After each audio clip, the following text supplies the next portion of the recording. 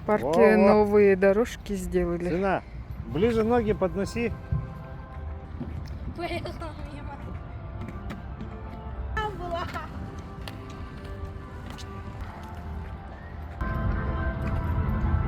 Кукурузки.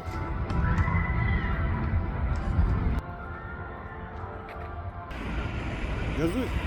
А? Газуй.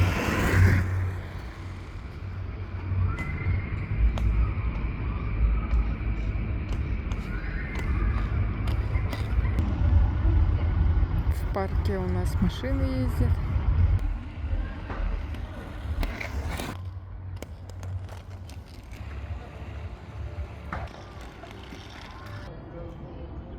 Великов много. Поехали туда.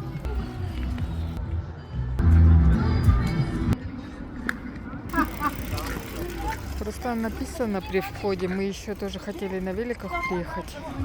Написано, катание на великах запрещено. При входе в парк табличка висит. Грецкие орешки. Грецкие. Кедровые. Папа, кепку возьми.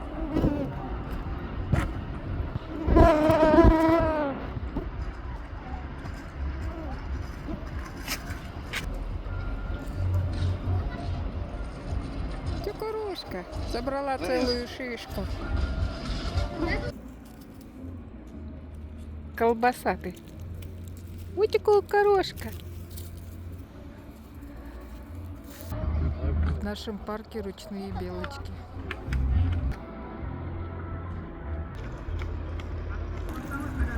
Каких времен?